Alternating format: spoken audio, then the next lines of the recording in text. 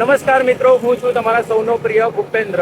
તો આજે છે શુક્રવાર અને અત્યારે વાગી ગયા છે 6:30. તો હું અત્યારે જઈ રહ્યો છું વડોદરાના ગોત્રી વિસ્તારમાં આવેલા એક સુંદર મજાના હનુમાન દાદાના મંદિર પાસે. જે મંદિરની અંદર બિરાજમાન મૂર્તિ છે તે સેમ ટુ સેમ સાળંગપુર મંદિરમાં આવેલી છે તેના જેવી દેખાય છે. તો હું અક્ષત અને જીયાન અત્યારે જઈ રહ્યા છે મંદિરના દર્શન કરવા માટે. તો મિત્રો, શું તમને ખબર છે વડોદરાના ગોત્રી વિસ્તારમાં એક એવું પણ મંદિર આવેલું છે જેના નામ અને દર્શનથી સૌ કોઈની શરૂઆત થાય છે? તો મિત્રો, હું અત્યારે જઈ રહ્યો છું વડોદરા વિસ્તારની અંદર આવેલા એક હનુમાન દાદાના મંદિરે. તો ચાલો હું તમને આગળ જઈને બતાવીશ આ મંદિરનો એક સુંદર મજાનો નજારો.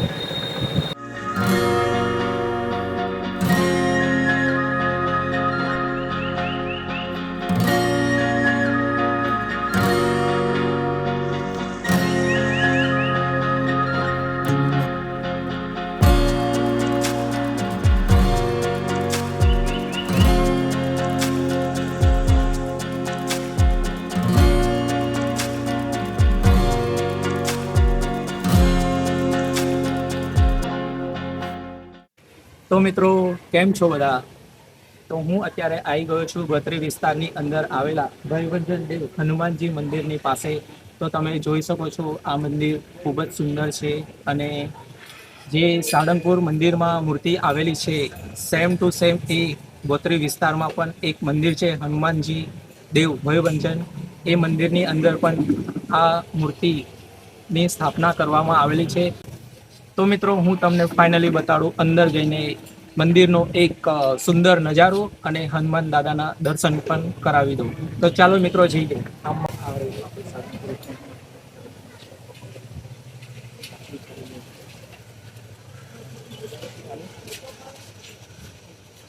તો મિત્રો, આ છે ભયવર્ધન દેવ હનુમાનજીનું મંદિર. તો તમે જોઈ શકો છો અહીંયા આગળ આજે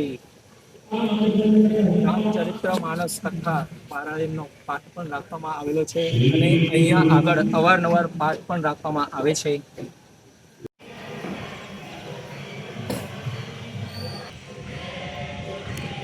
જીયાન, કેવું છે મંદિર?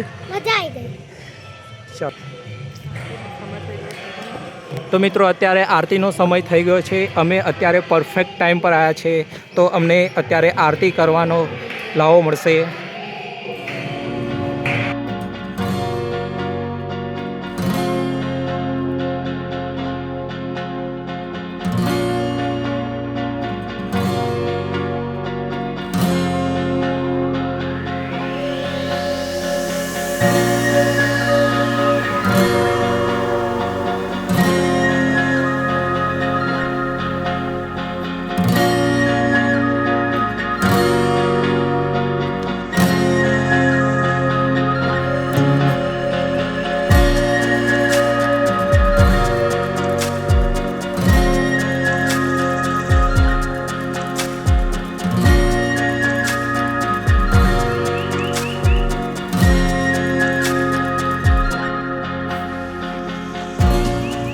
શ્રી કષ્ટવર્ધન દેવ સાળંગપુરમાં જે મૂર્તિ છે એ સેમ ટુ સેમ અહીંયા આવી છે. તો એનો થોડો મને ઇતિહાસ કહેશો?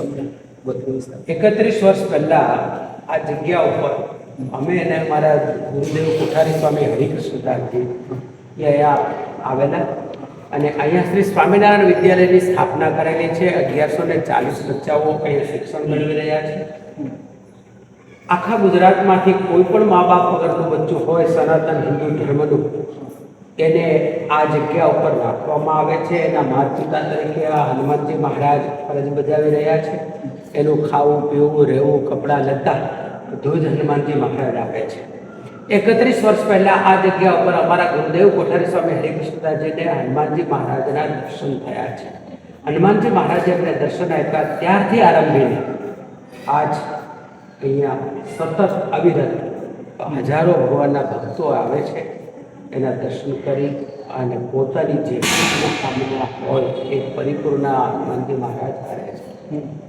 31 વર્ષ થયા છે. 31 વર્ષ. 31 વર્ષ થયા છે. આ બાજુની જે મૂર્તિ છે એ સ્વયંભૂ છે, અહીંયાથી જ પ્રાપ્ત થઈ છે. અને એ દર્શનના સુખ માટે આ વચ્ચે જે હનુમાનજી મહારાજ બિરાજમાન છે એમને વાઘા પહેરાવેલા છે, જેનાથી ભક્તોના દર્શનનું સુખ મળે એના માટે છે. આ મૂર્તિ છે એ સ્વયંભૂ મૂર્તિ છે. એ જ્યારથી પધારી છે, જ્યારથી હનુમાનજી મહારાજના ગુરુદેવને દર્શન થયા છે, ત્યારથી આરંભીને 8 દિવસ સુધી હજારો લોકોની ઈચ્છાઓ આ હનુમાનજી મહારાજે પરિપૂર્ણ કરી છે. આ મિની સારંગપુર કહેવાય છે. વડોદરા એટલે મિની સારંગપુર આ ગોત્રી વિસ્તારની અંદર અહીંયા હમણાં થોડા સમય પહેલા જ હનુમાન ચરિત્ર કથા થઈ હતી. 15 થી 20 હજાર માણસો રોજ કથાની અંદર આવતા અને એ હનુમાનજી મહારાજના દર્શન કરીને કૃતાર્થ થયા છે. બધાના સંકલ્પો આ હનુમાનજી મહારાજ પરિપૂર્ણ કરે છે. દર શનિવારે હનુમાનજી મહારાજની આરતીમાં 2000 જેટલા ભગવાનના ભક્તો હોય છે. બધા જ ભગવાનના ભક્તો પ્રસાદ લે છે અને આખો દિવસ સવારમાં 1008 બાળકો દ્વારા તો હનુમાન ચાલીસા થાય છે. 1008 બાળકો અહીંયા સૌ પ્રથમ શનિવારે, દર શનિવારે સવારે 7 વાગે જ્યારે આરતી થાય છે ત્યારે 1008 બાળકો દ્વારા હનુમાન ચાલીસા થાય છે અને આખો દિવસ ભગવાનના ભક્તો દર્શન કરવા આવે છે. સાંજે આરતીમાં 2000 જેવા માણસો હોય છે. વડોદરાવાસી અને આજુબાજુમાં રહેલા તમામ ભક્તોને મારી 2 હાથ જોડીને નમ્ર વિનંતી છે કે આવો અહીંયા આવી સારંગપુરનો અહેસાસ કરો.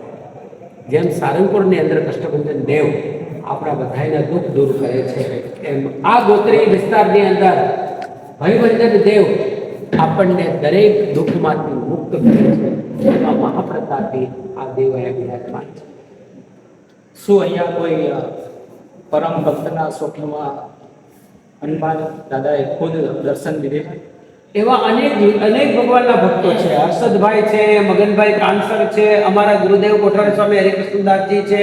આ બધાને સ્વપ્નની અંદર દર્શન થયા અને દર્શન થયા બાદ આ જે મૂર્તિ સામે દેખાય છે એ સ્વયંભૂ એનો અહેસાસ કર્યો અને જે રીતે ગુરુદેવે આજ્ઞા કરી એ પ્રમાણે મગનભાઈ અને હર્ષદ કાકા બંને ચાલ્યા અને આ મૂર્તિનું એટલું જ માથું દેખાતું હતું. આ મૂર્તિ અંદર જમીનમાંથી સ્વયંભૂ પ્રગટ થઈ છે.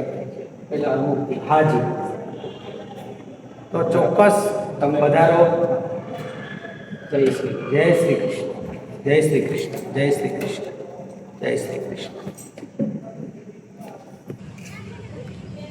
તો મિત્રો, આ હતું ભયભંજન દેવ હનુમાનજીનું મંદિર જે ગોત્રી વિસ્તારમાં આવેલું છે.